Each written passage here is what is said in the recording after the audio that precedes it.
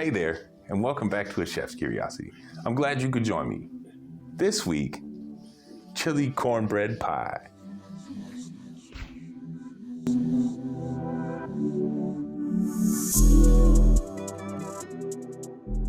This recipe is a bit of a pantry champion, making use of some convenience items and things most of us have in the pantry already. Things like boxed cornbread mix, which I keep around always, and canned tomatoes and beans. But first, we're gonna go in a 10-inch pan with a little bit of oil and 1 pound of ground beef.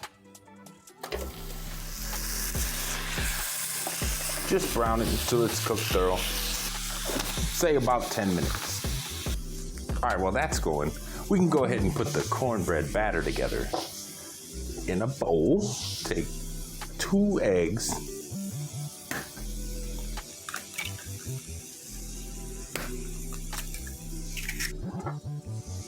two-thirds of a cup of milk,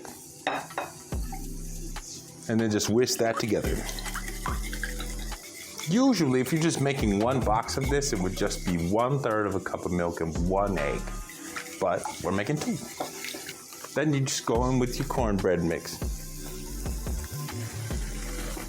And then mix, but only until it's just barely combined, or else it would be tough. You'll thank yourself.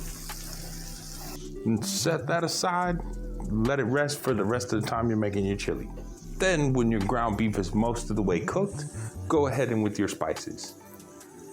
1 teaspoon of chili powder and 2 teaspoons of chili powder. 1 teaspoon of smoked paprika and a 1/2 teaspoon of cayenne. Stir it around a little bit, wake everything up. Then push everything out to the outer rim of the pan. Should look like a ring of ground beef. Then a little bit more oil. And go in with 1/2 of a yellow onion, chopped, or you can chop it. 1 green bell pepper, and 1 medium-sized jalapeno. Seeds, ribs, all that. A little bit of salt on top of that. Let them cook through, and stir them back in with the ground beef. Oh. All right, then once everything's back together and cooked thoroughly, you're gonna have some bits on the bottom of the pan again, but 1 cup of chicken stock will take care of that. Then just let that simmer for about 5 minutes. And once that's simmered for 5 minutes or so, it should reduce a little bit. Then go ahead in with 1 can of black beans, 1 can of diced tomatoes. I like these fire roasted ones, but use what you got. Then just stir that around and let it cook for another 5 or 10 minutes.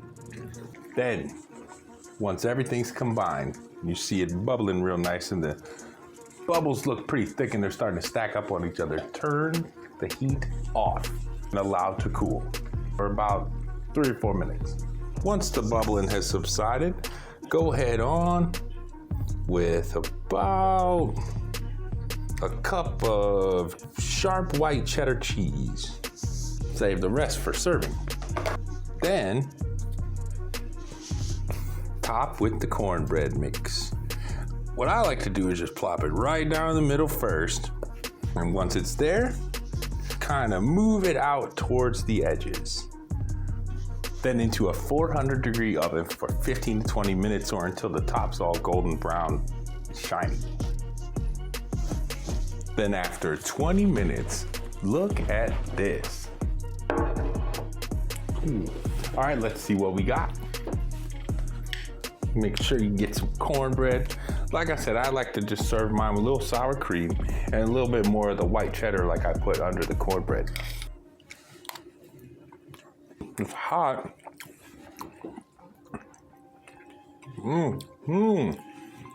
Hell yeah. That is almost like I cooked a big pot of chili and cooked it for hours. Maybe it's the spices, I'm not sure. Well, I'd like to thank you for joining me this week. Join me next week when we make something called a Hoosier sandwich. What's it mean? You have to come back next week and find out. Stay curious, why don't you?